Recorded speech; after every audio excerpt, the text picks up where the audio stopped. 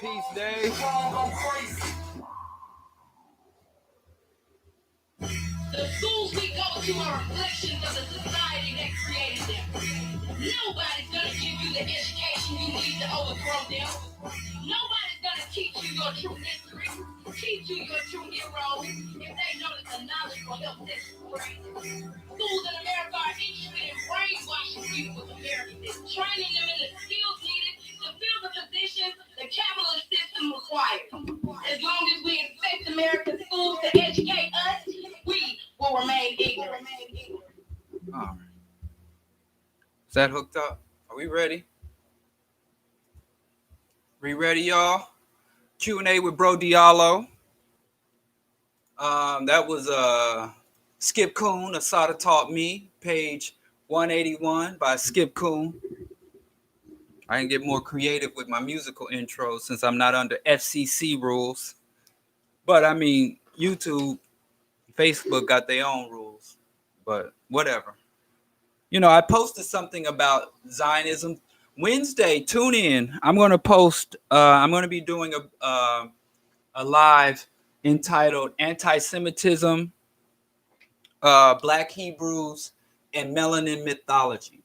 Anti-Semitism, Black Hebrews, and Melanin Mythology. So you're going to want to tune in for that. I was actually supposed to do that, but I realized I was supposed to do a Q&A last Wednesday. So the schedule is messed up. Also, this light is all in my grill. Man. Also, what else?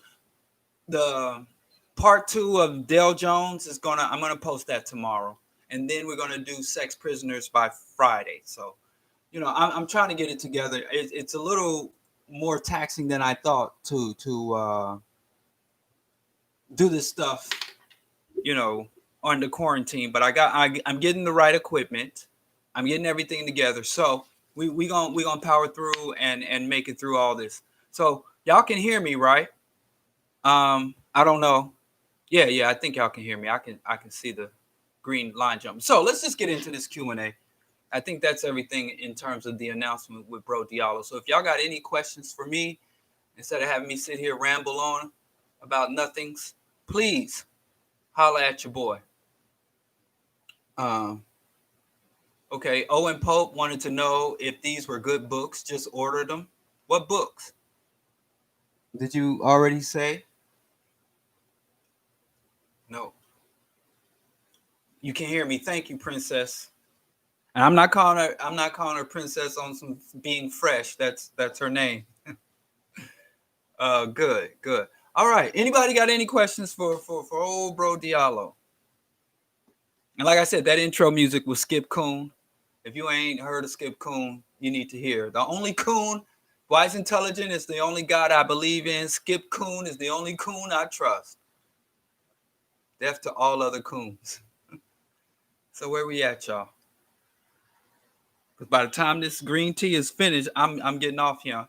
So go on and Michael Brooks. Who that is? Any books on how to study and research? Yeah. I actually have quite a few books on research, but I can't think of the titles right now.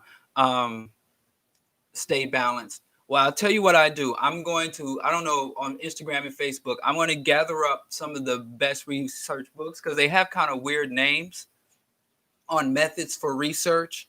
And I'll post that on Instagram and I'll get like my top 3 books on methods of research. But it's been quite some time. I mean, I guess I got to refresh myself because I just been kind of applying them. So yeah, stay balanced.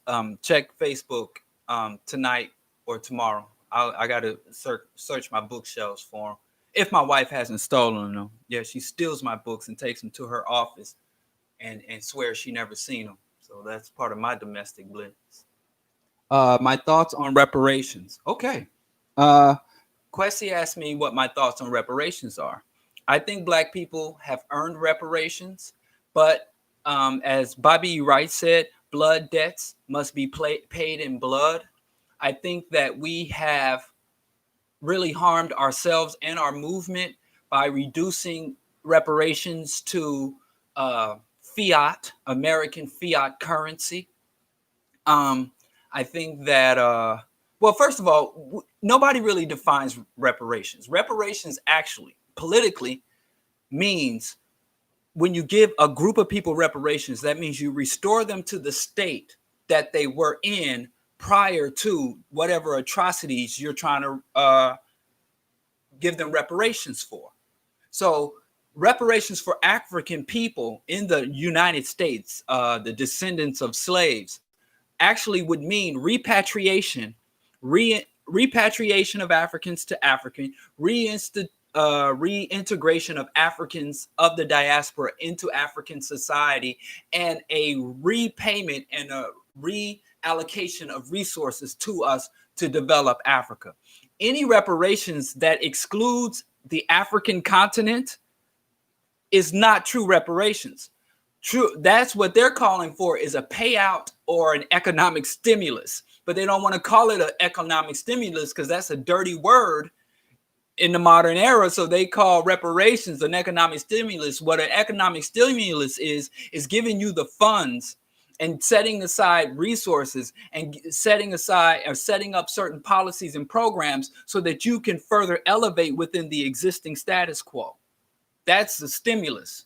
They want stimulus for the Black community. They don't want liberation, and they don't really want reparations. They could give a damn about the suffering of our ancestors, and they could give a damn about the future suffering of African people, because if every African Black person in the United States became a millionaire, we would have to, one thing is getting wealth. Another step to, second step to obtaining wealth is sustaining wealth. So we would have to buy stock in Halliburton and buy stock in Raytheon and Boeing. We would have to invest our money into sustaining the current global monetary and economic and resource system. So we would go from victims of the systems to stakeholders in the system. So that's not reparations. So in reality, what they're asking for is economic integration, economic stimulation. Reparations is a revolutionary concept, but it's lost a lot of its weight. But I'm not going to shame Black folks. If you want to get some money, debt forgiveness, scholarships, programs, and all of that, I'm not saying don't take it. I'm not saying if they want to give, in reparations for redlining, have special loan fund, low interest loan fund for Black people to buy homes, buy property, all that bullshit. I'm not saying reject it, but don't misidentify that as something liberatory, or misidentify as something that is a threat to global white domination. Global white domination has done just fine. We got more Black billionaires on the African continent and the African diaspora. We got more moguls, hip hop moguls, and more Black billionaires than any other time. And not one of those billionaires has done anything to threaten the hegemony of white power any more than the Arab oil oligarchs or the new emerging Chinese billionaires. That's not how it's going to go. So reparations is really something internal for us. Reparations really requires Pan-Africanism and Black revolution. And ultimately true reparations would be a destruction of the global capitalist system, which also would include a complete collapse of the US dollar. So if our reparation is strictly in getting some money from the US Federal Reserve, we hustling backwards. And it's kind of a complex thing, to say, because when I start to talk about this, people say, oh, you don't believe we deserve reparations. I don't know how they get that from what I'm saying. We deserve reparations. We also deserve to properly define reparations. And we also deserve to know the truth about the true meaning of what reparations would or wouldn't be, and the things that reparation does or doesn't do. I mean, the kind of reparations the ADOS is fighting for would be equivalent to the Jews getting Nazi currency at the end of World War II, and the Nazi currency is worthless. Nobody, I mean, they needed to have the Marshall Act to rebuild Western Europe and rebuild Germany. Their reparations was a whole nation, a whole separate military, a whole separate economic system in the Zionist state of Israel. That was their reparation. It wasn't just integrating and getting rewards from and within this very system that committed the atrocity against them. Come on now. Anyway, Owen asks, Post-Traumatic Slave Syndrome by Dr. Leary, Blueprint for Black Power by Amos Wilson. Are those good books? I don't like the concept of post-traumatic slave syndrome. I mean, Dr. Leary pretty much says that she's an integrationist. And she has this concept that many of our problems extend from slavery, as if our oppressors didn't do shit yesterday and the day before yesterday. You can erase the last 100 years and just look at the shit that our oppressors and the capitalists and the Zionists have done in the last 5 years. There's nothing post about our trauma. There's nothing post about it. If we had to give a label to it that rolls off our tongue, would call this. So even if that's a labeling, she also advocates that we need white people to make some type of change or to have some type of epiphany or awakening.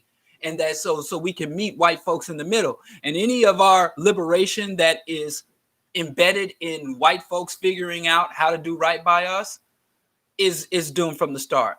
No, I think that the book introduced some interesting concepts, but ultimately I think it's a liberal book, an integrationist book, and there's so many more psychological evaluations of African people, from Menticide by Dr. Bobby E. Wright, Breaking the Chains of Psychological Slavery by Dr. Naeem Akbar, Falsification of African Consciousness, Chinwezu's books, Frantz Fanon's books. We got a lot of more radical, revolutionary, and Pan-African psychological analysis of African people and our oppressors of white folks, and our complex and tragic relationship between these two populations of people. So I'm not a big fan of the Dr. Leary and her integrationist liberal theories, and I'm not a big fan of her post-traumatic slave syndrome as a book or as a concept. Dr. Amos Wilson, Blueprint for Black Power, it was published after he died.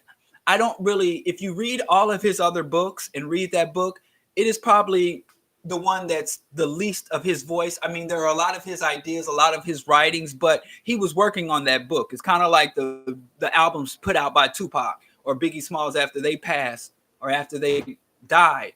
You know, they don't quite measure up to, but there are some good ideas in there. But it was kind of, I feel like that's not the book we would have gotten if it wasn't compiled and published after Dr. Wilson died. But it's a good book. Yes, it is a good book. Yes, it is a book that we should read. It is a book that has a lot of good insights and a lot of good history, a lot of good analysis, and a lot of viable solutions within the book. So let me say that and make sure that's locked in. But, you know, I would read that in conjunction with his other works, not as apart from it. So that book tied in with all of his other works, Black on Black Crime, again, he wrote some really good children's books, Awakening the Natural Genius of the African Child, The Psychological Development of the Black Child. So yes, that is a good book. Not my favorite book by Amos Wilson, but it is a good book. But so, you know, 1 out of 2 ain't bad, 50%. Okay. Who just passed away? Oh, really? Okay, yeah, I've heard of that guy. I know who Sam Cedar is. Okay. Is there a distinct difference between revolutionary and abolitionist movement? Is there, what abolitionist movement are you referring to? Abolitionism applies. Someone, I mean, are you the one that asked me that question on the blog? Like, are you talking about slavery abolition? You know, monopoly? There's so many things to be abolished under capitalism. Which abolitionist movement are you referring to? A prison abolition? I'm not sure. Some abolitionist movements are revolutionary, like the abolition of European colonialism. Some abolitionist movements are reform. You know, like slave abolition was a reform. The system that profited from slaves kept the money. The landholders kept their money. So, actual slave revolution, slavery, the abolition of chattel slavery in the United States was not revolutionary. It was reformist.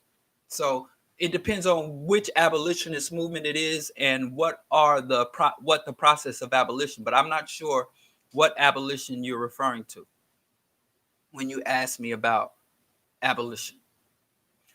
Who is more damaging to our community, Nick Cannon or Kanye West? Personally, Nick Cannon disappointed me more. In terms of damaging to our community, it's. I think we have to avoid blaming.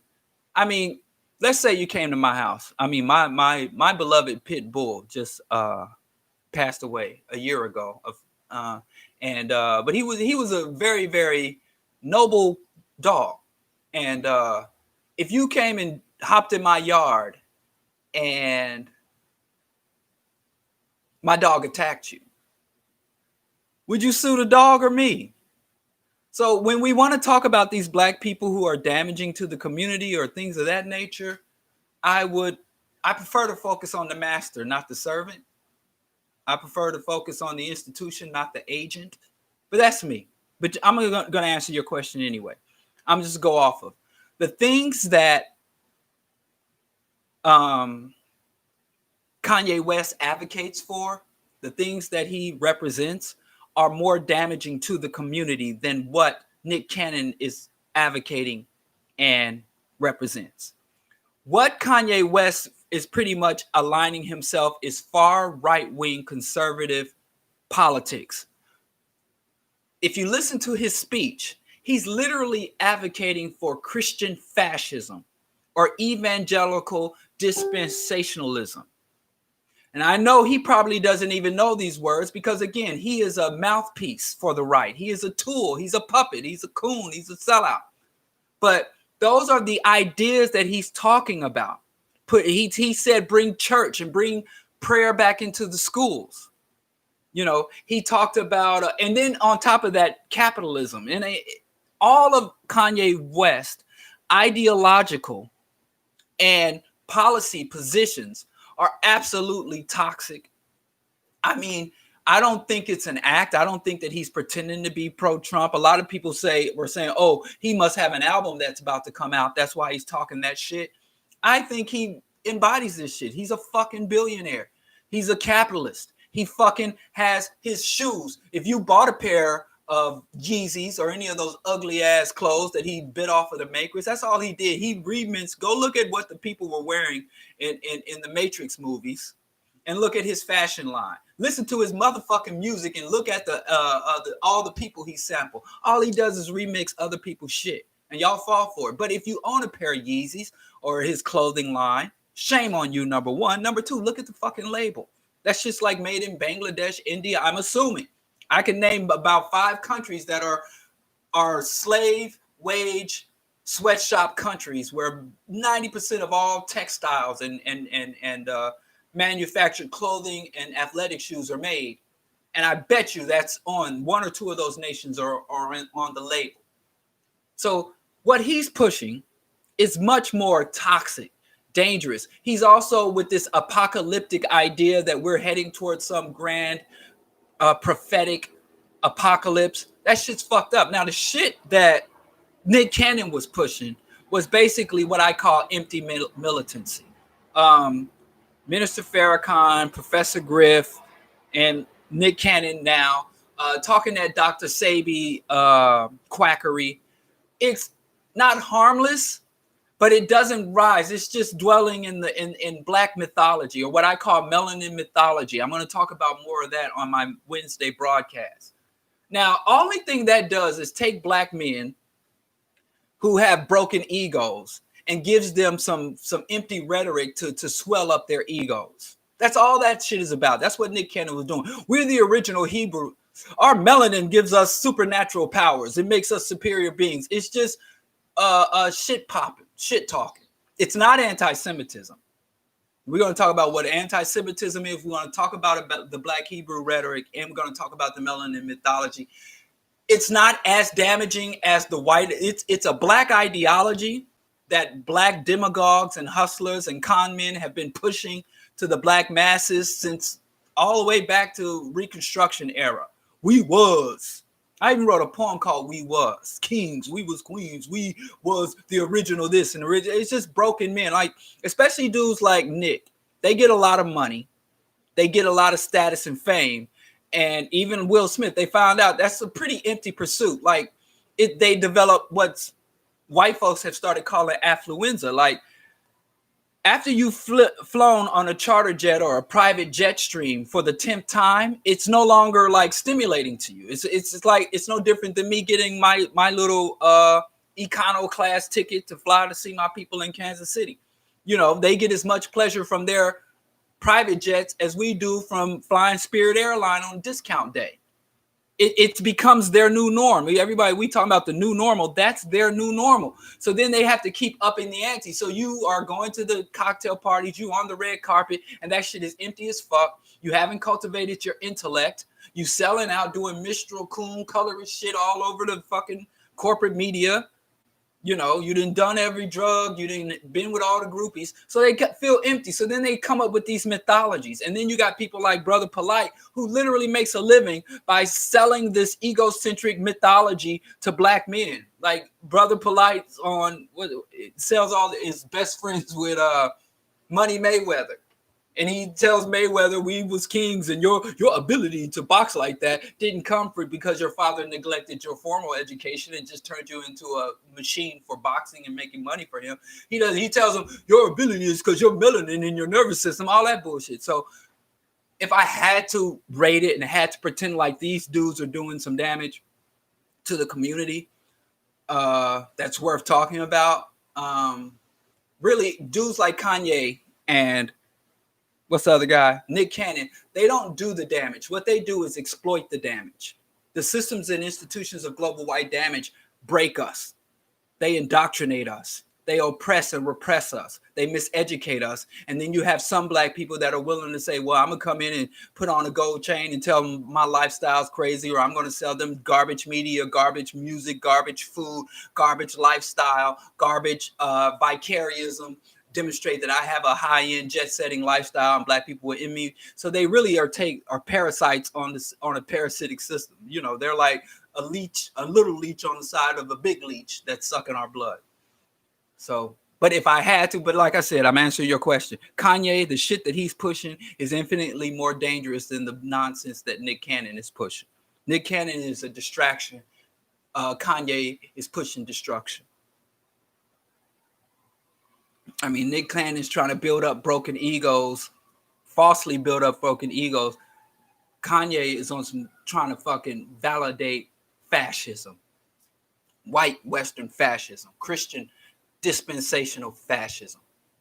And what's even more tragic, I don't even know if he knows what the fuck he's doing. He's just a parrot. He's a soundboard. Just like he steals other people's music and remixes it and puts it out, he stole that ideology from white right wing and spewing that shit. Hope that answers your question. Let's see what I ain't been showing no love to Facebook. Any questions from Facebook? I don't see any. So let's go back to YouTube. I'm starting to sweat. Whew, it's hot in here. This is south side of Chicago.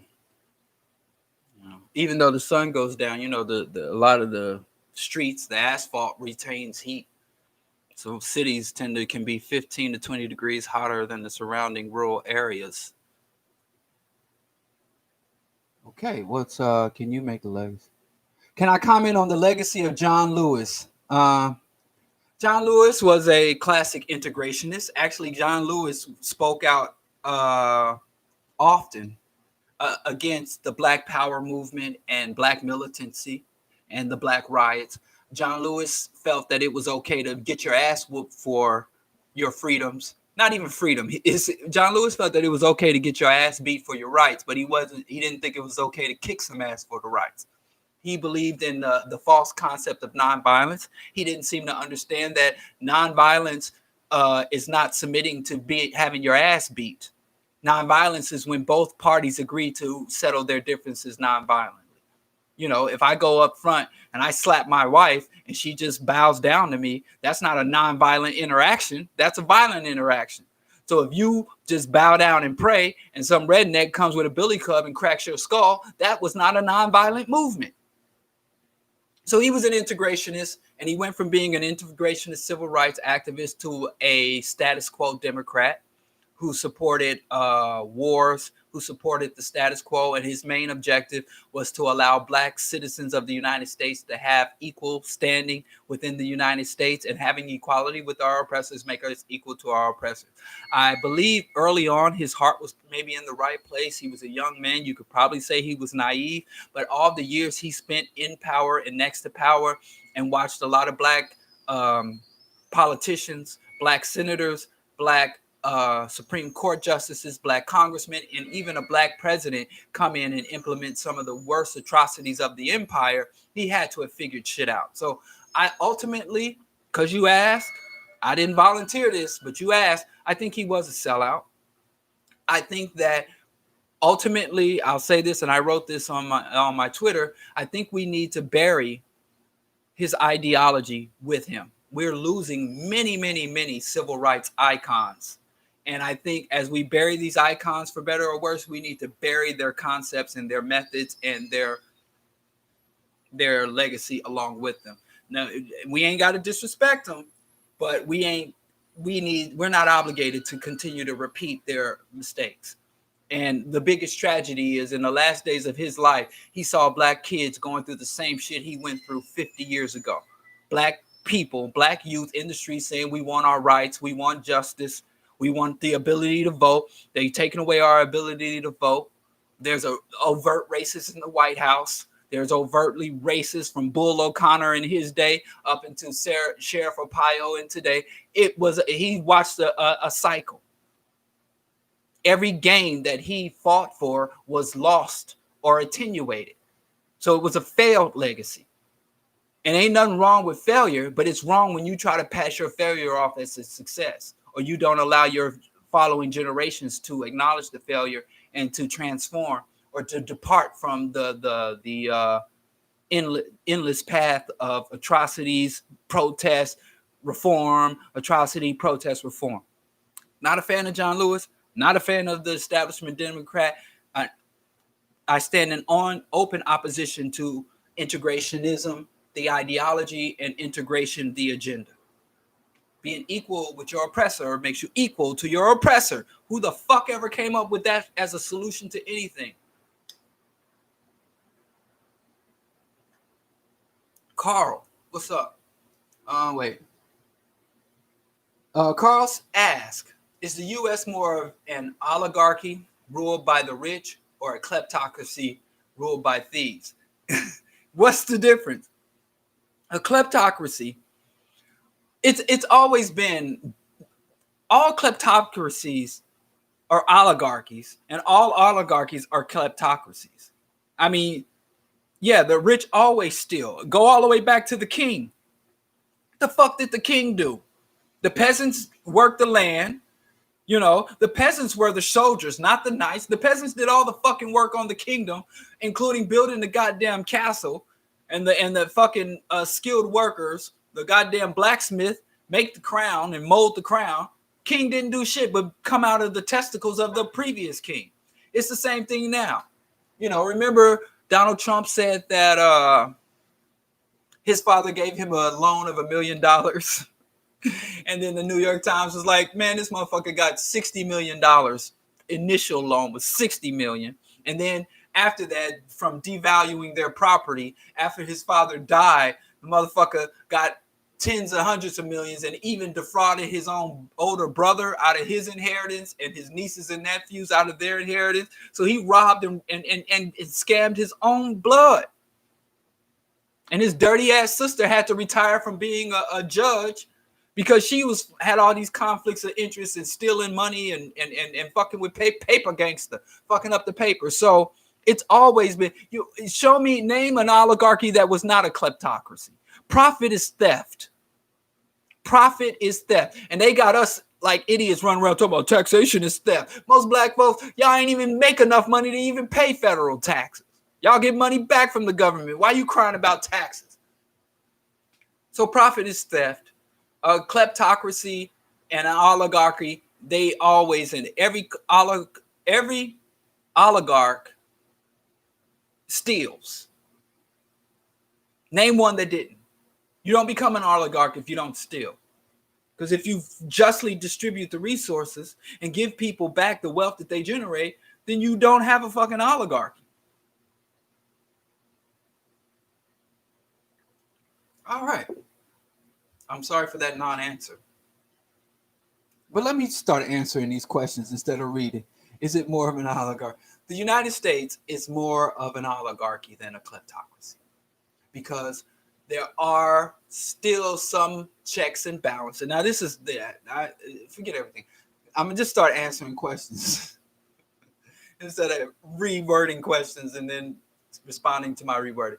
The United States still has some checks and balances. Right now, Trump is under investigation by the state of New York. They're subpoenaing his tax returns, and he tried to prevent his sister's book from coming out, and he took her to court saying and tried to cry national security. He was impeached. So because there are still very weak, very minimum checks and balances, there are still companies that have to pay fines for, insider trading. They locked up Martha Stewart for insider trading because there are still certain checks and balances in play and still a division of power. You would say it's more of a oligarchy than a kleptocracy. So when they do, but it's okay. Now that I answered your question. So let me see. I'm gonna stop doing that. Because this is a Q&A, so I'm gonna start trying to answer your questions like y'all ask.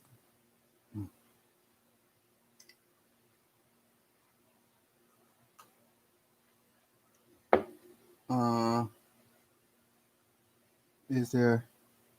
Let's see. What? I'm sorry if I'm missing you. Nick Cannon. Can we talk? I guess if y'all want to talk about Nick, I'll answer every other Nick Cannon question. But I'm going to talk about that. Not him, but the shit he was talking. The ideas that they're pushing are more relevant than the people who are pushing them. There's a bad connection. I'm sorry. I went to Costco to look at one of those signal boosters. Oh, there, just went out. And I went to Costco to look for one of those signal boosters so I wouldn't be dropping back here. But if you're listening on Facebook and you can still hear me, just come to YouTube. More Nick questions. People are concerned about troops coming to Chicago. I moved to Chicago. Damn, when was that? I moved to Chicago in 2008. And when I first got here, people were talking about the National Guard coming into Chicago. And Facebook is back. Sorry. I must look. I went. And them damn signal boosters for the Wi-Fi back here are like $250. So become a Patreon, make a donation, go to African World Order, and I can get one of those things to boost the signal because I know it's kind of weak and kind of whack. This light is cooking me, but I guess.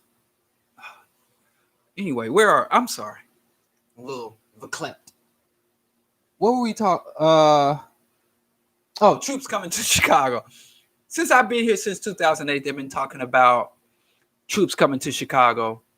They've been talking about bringing the National Guard to stop Chicago violence. And even before I was born, they had this thing called the King Alfred Plan. And they said that FEMA, black man change your demeanor, is going to be some shit when they unleash FEMA. And when they first proposed and legislated and set up the budget for FEMA, they thought that FEMA agents would be coming through. So this whole military infiltrating the community to take things over, the troops coming to Chicago is a campaign rhetoric and campaign. What? Chicago is a Democratic stronghold.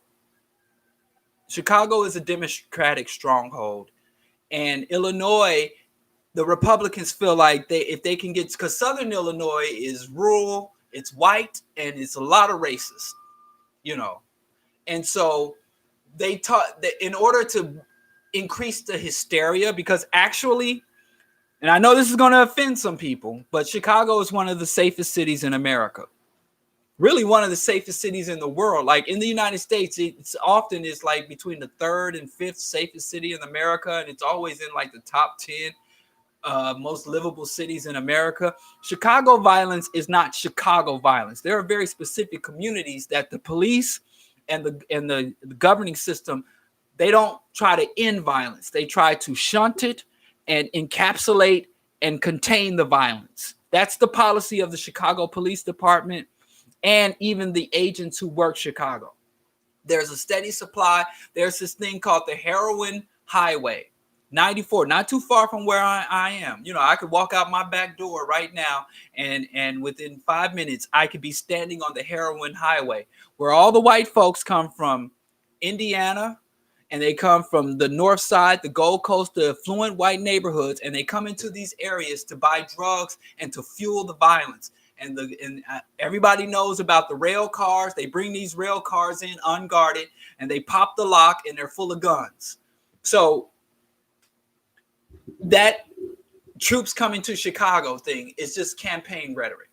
After the 2020 election, whether Biden wins or Trump wins, all that rhetoric and shit will go, and we'll go back to black folks dying and bleeding in the streets and nobody paying attention or giving a fuck. So I wouldn't get up in arms.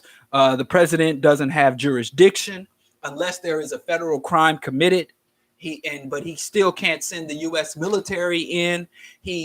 Remember, he's already tried to mobilize the National Guard and failed in other states. So Trump doesn't understand his power, what power he lacks or what power he possesses. He doesn't understand states' rights, even though the Republican platform, since the era of civil rights, has always been claimed to be the champion or advocate of states' rights. Trump doesn't know what the fuck he's talking about or what the fuck he's doing.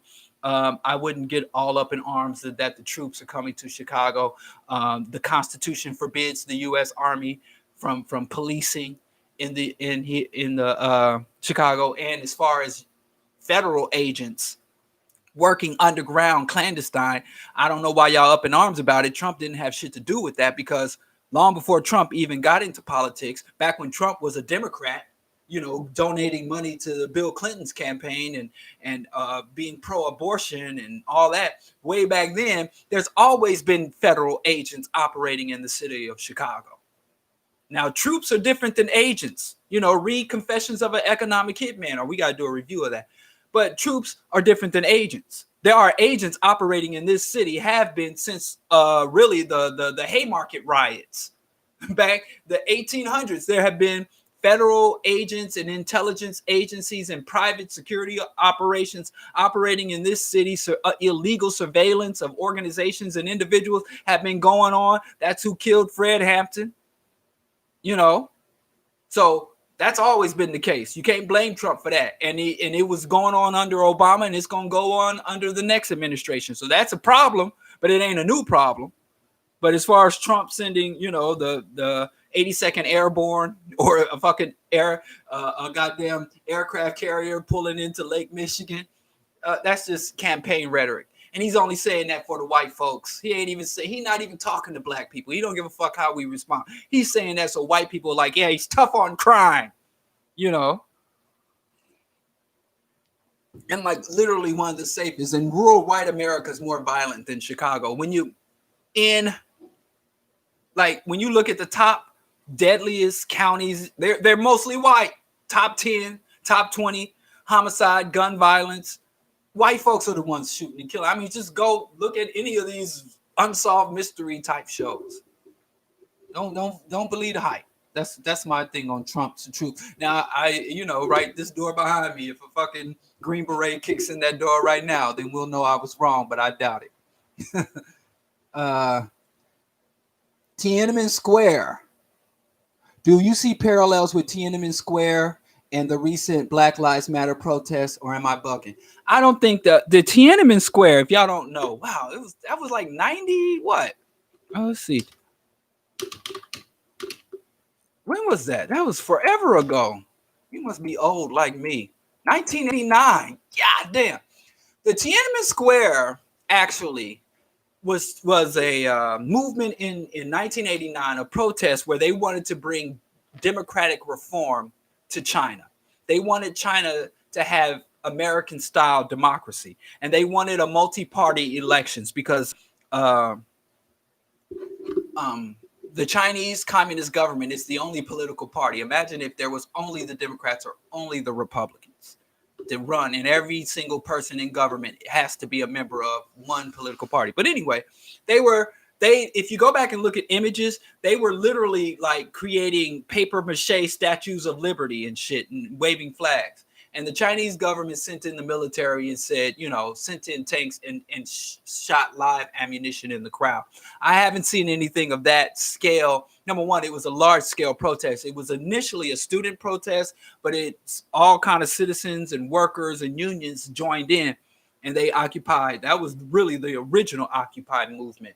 But what happened with the Tiananmen Square? That movement didn't die.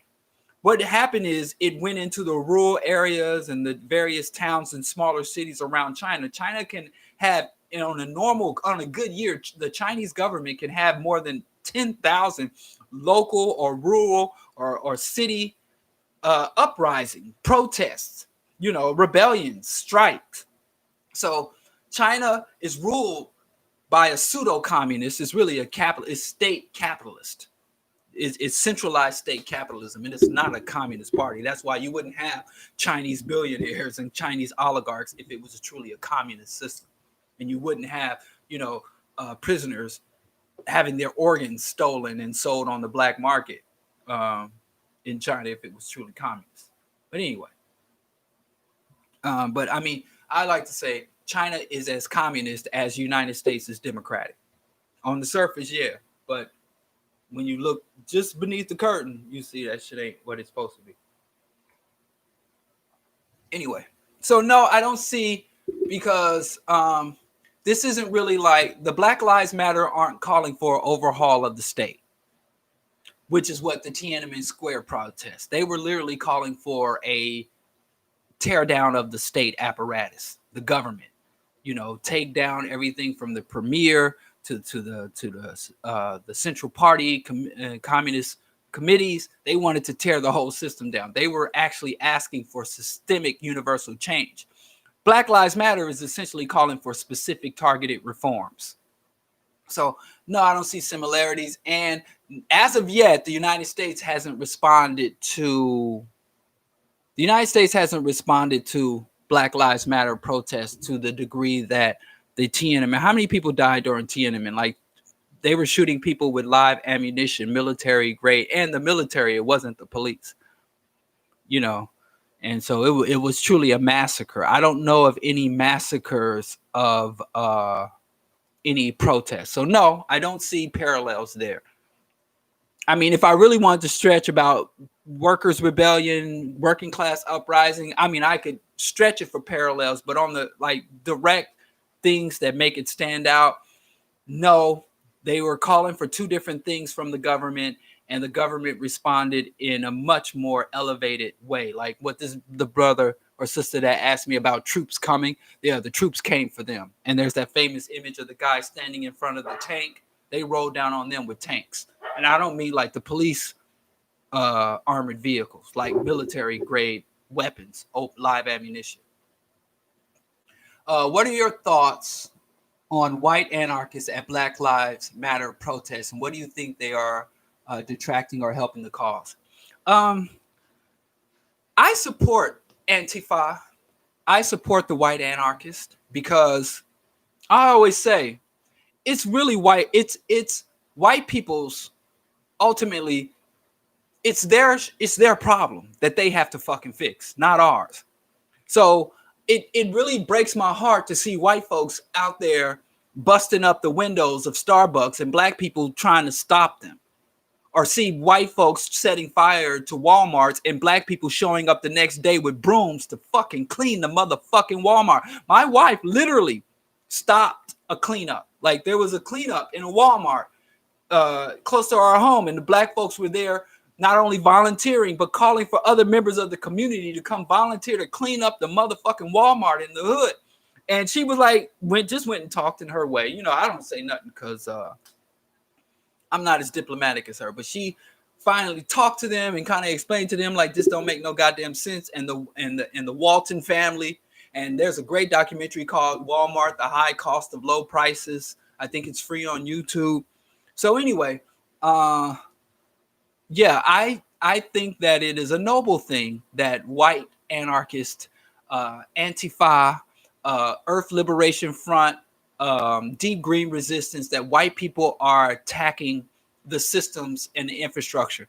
And I don't think they say they're infiltrating our movement. That is not true.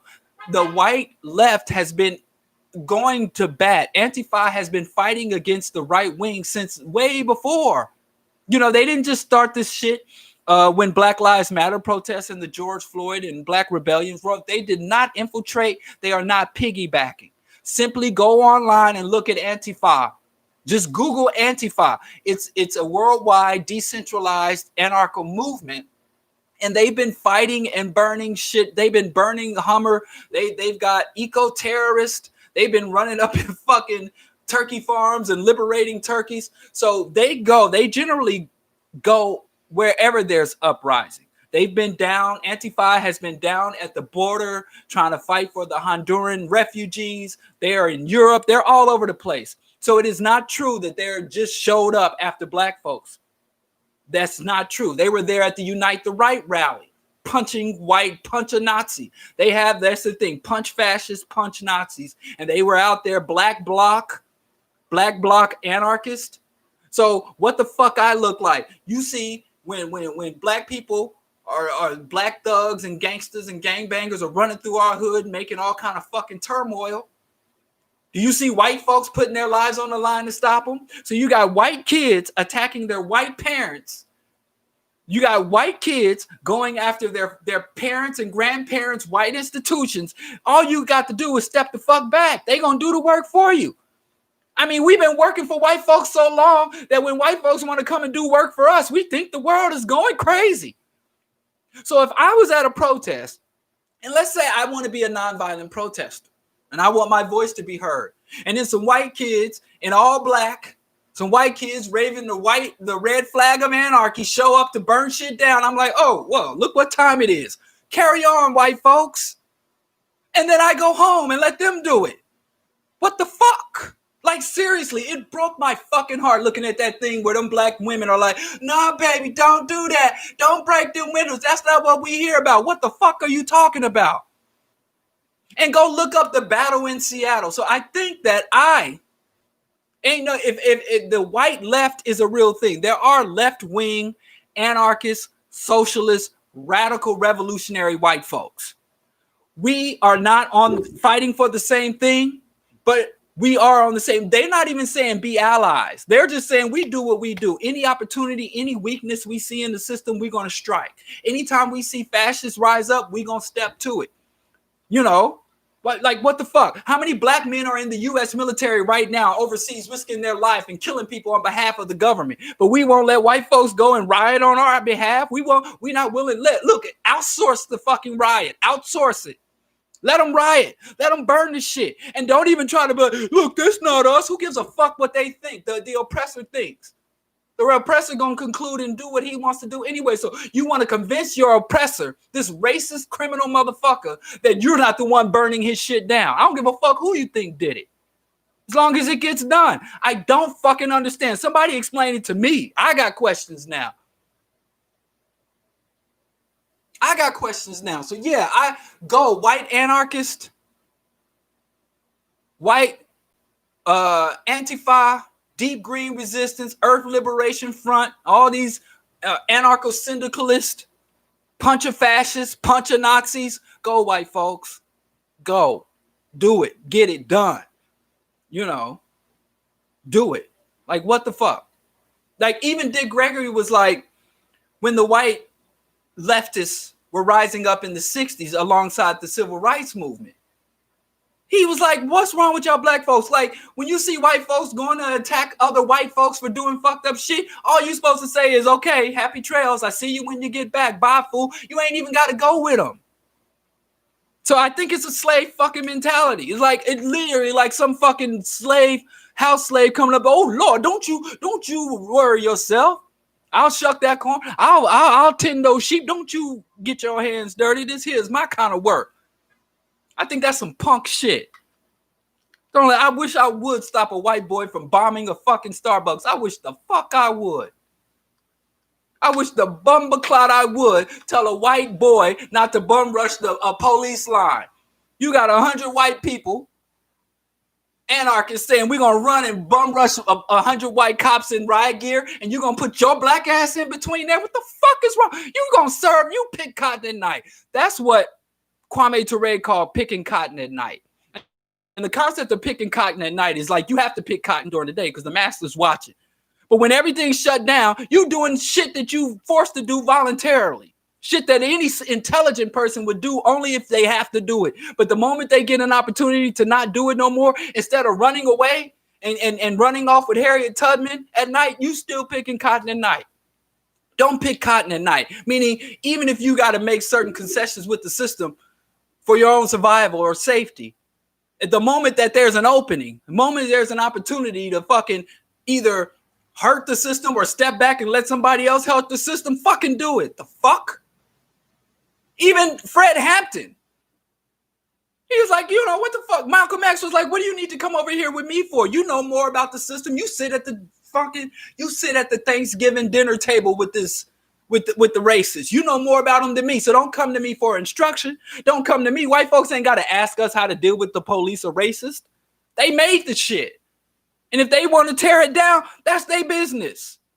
I didn't see any white protesters damaging any black property.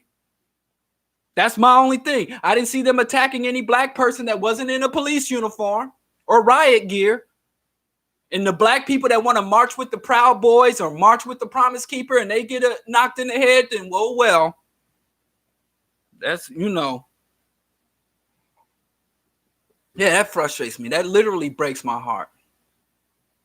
If unarmed blacks catch bullets, then a black version of Antifa wouldn't be allowed to last as long. White folks got skin for protection. Maybe, yeah, that's skin protection. White unity is a myth. White folks then killed more white folks in all this than black. And in recent, like if you look at World War I, World War II, if you look at the War of the Roses, even now, you know, you look at Brexit, you look at the conflicts, you know, the Spanish-American War. I mean, white folks been beating the shit out of each other. I say this all the time. When white people reached the shores of Africa, they were already experts at colonization, torture, systemic rape, enslavement, mutilation, and torture. They didn't learn shit. They were already experts. They've been Iceman's Inheritance, Urugu. And I've always say, how come whenever we have a conflict with the system, the white people that side with us are always the peaceful white folks, and the white folks that want to fight against us are the white folks with the nukes. So now we got some non-peaceful white folks that are willing to come with us to tell us to do more than pray and march, and y'all fucking it up. Let them white folks unleash the beast. God damn it. I'm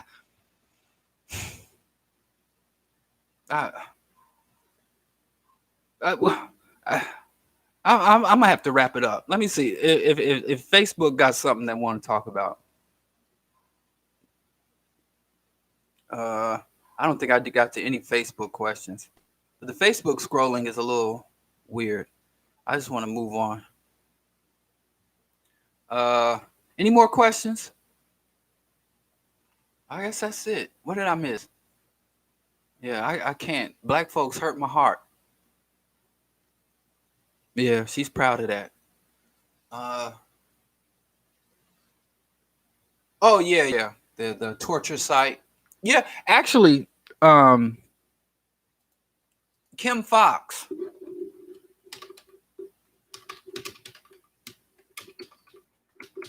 Kim Fox is working right now to get Jim Burge victims out. Well, a little more history. During the 60s and 70s, during the civil rights era, basically, there was a cop named John Burge who would torture black men. And they said there's over like 500 victims and literally hundreds of convictions, men in jail because they were tortured by this guy into signing confessions. And, you know, we got Kim Fox. That's why I say vote. I mean, you are never going to be able to vote for liberation. They're never going to put black liberation on the ballot. But you can vote for some competent bureaucrats that will act in our interest when we need them to.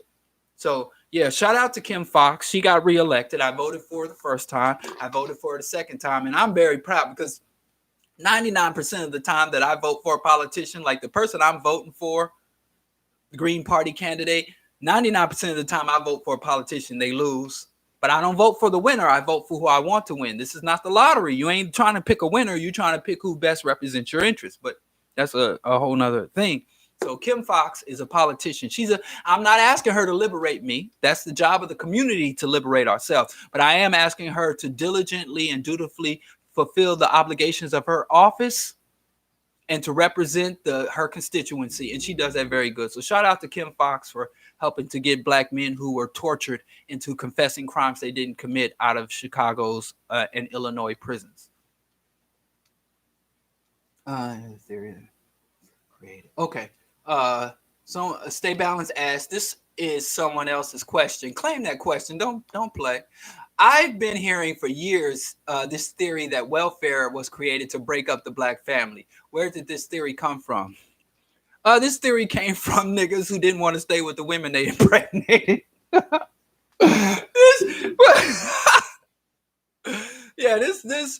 It wasn't.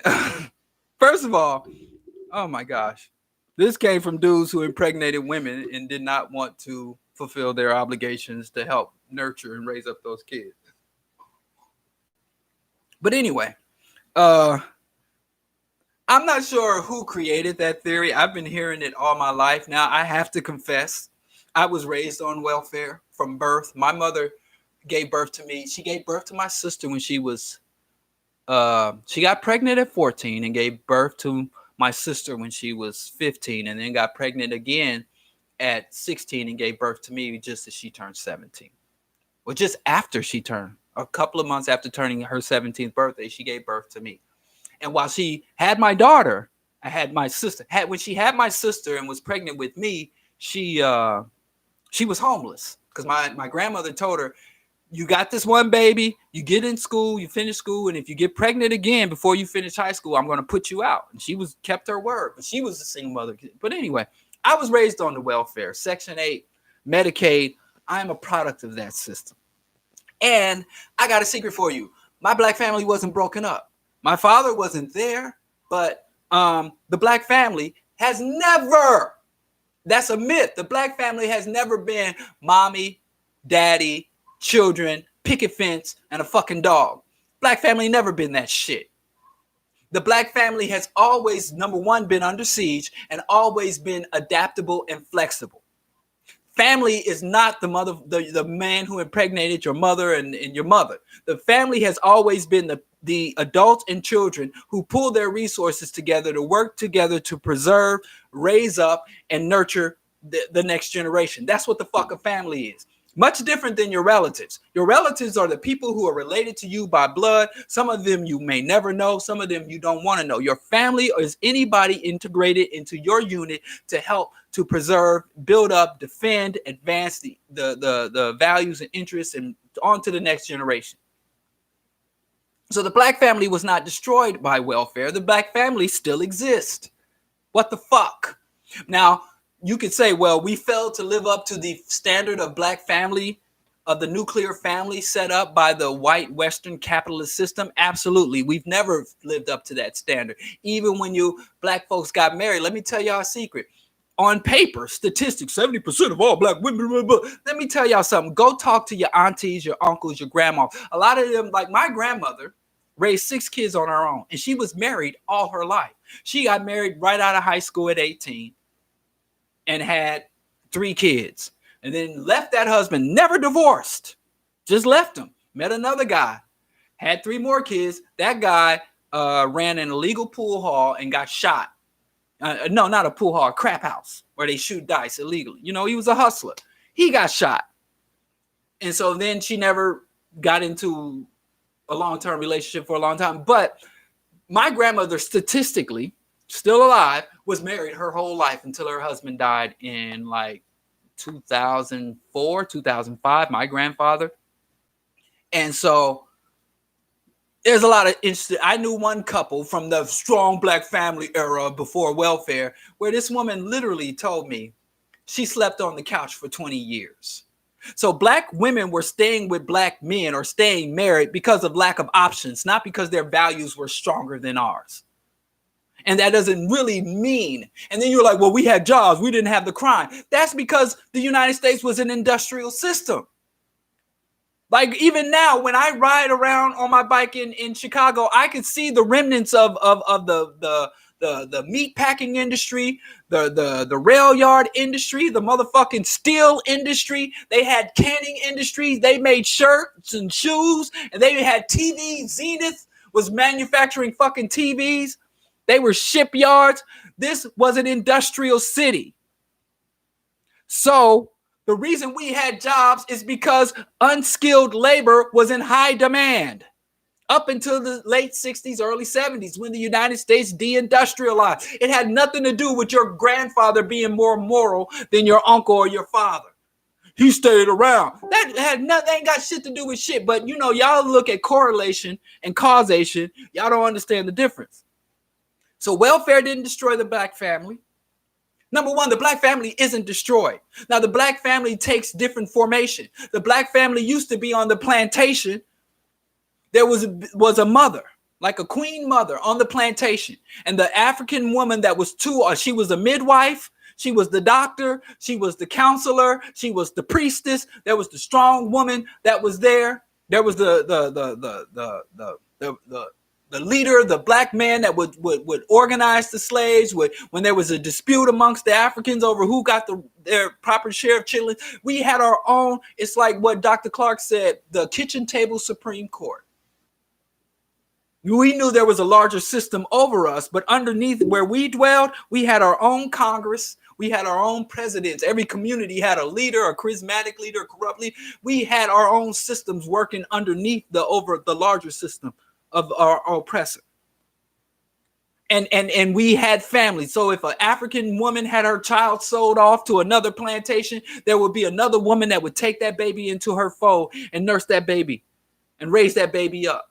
In the Reconstruction era, during lynchings and all that, when we were married on paper, it ain't never been what you fucking think it was. So you had my grandmother and my great-grandfather and my great-grandmother were married for 62 years. Look at the quality of that marriage. Look at maybe your grandmother could have been a fucking genius, brilliant. And she spent all her day washing somebody's clothes. Your grandfather could have been a brilliant, talented musician, but he, working the rail yards. My great-grandfather was missing 3 fingers on one hand. Never got a workers' comp check. And one of the fingers was all gnarled and mutilated because they paid him so much per finger. So they told the goddamn doctor to sew one of his fingers back on. So there was this necrotic finger on one of his hands and the other 2 missing. I mean, shit. But those are the times of the strong black family.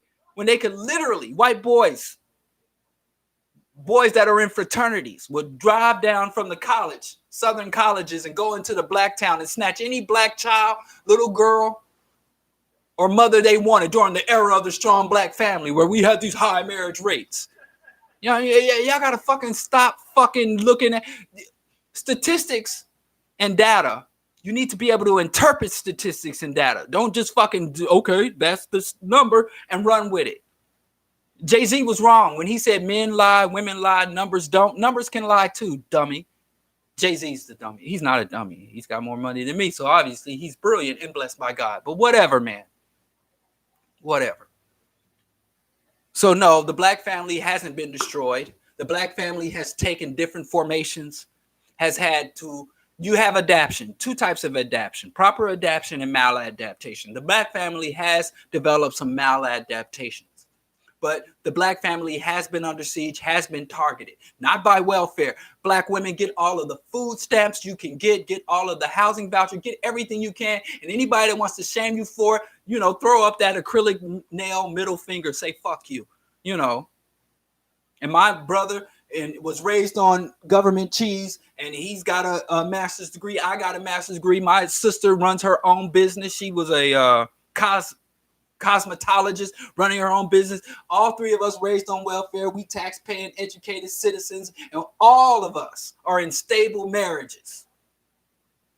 Well, my wife's my sister, her first husband was murdered in a robbery, but her second husband been married 2 decades. My brother's celebrating his second. So this is how the shit ebbs and flows. It's about adapt. And we're only here because when my father was locked up and my mother was struggling with addictions, my uncle Chris, my uncles, cousins, my great aunts, everybody pitched in. So we still had a motherfucking family. Just because it wasn't no goddamn Little House on the Prairie, wasn't no motherfucking Leave It to Beaver, you're going to try to invalidate my family? Fuck you. And fuck anybody that don't respect single black mothers trying to hold shit down and collectives and all this shit because it don't look like the way the white man told you a family's supposed to look. Fuck you. So the black family has never been destroyed. The black welfare is nothing to be ashamed of. And welfare and single mothers did not destroy the black family. And if you are attacking black mothers instead of attacking capitalism and other oppressive practices and institutions, you a punk. I'm sick of that shit. Sick of hearing that shit. So whoever made that shit up, I can't put my finger on it. Maybe I'll look into it. But whoever said welfare destroyed the black family, fuck them. Kanye's talking that bullshit too. Fuck him. Anyway, we're gonna wrap this up. Let's go out with Skip Coon too. We came in with Skip Coon. Shout out to Skip Coon. If you don't know him, check him out. We're going to be doing a presentation on Wednesday. And tomorrow, part 2 of Culture Bandits, the Annihilation of African Images, part 2. That will be posted. It's finished. It's ready. And I'll post that tomorrow morning. So subscribe to the Bro.Diallo Facebook. No, subscribe to my YouTube. Subscribe. Share. Get the word out. If you can, kick in on Patreon so we can sustain this and advance it. Bro.Diallo, DialloKenyatta.com, AfricanWorldOrder.com. And, okay, take us out, Skip.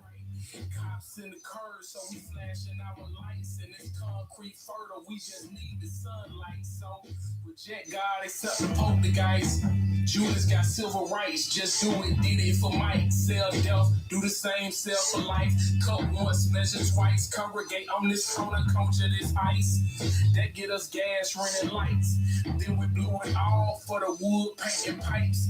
Body on the asphalt, neighbors flashing lights. Copper pigs tragedy. This is Jag life. Ruger Remington armor light. Ruger Remington armor light. Ruger Remington armor light.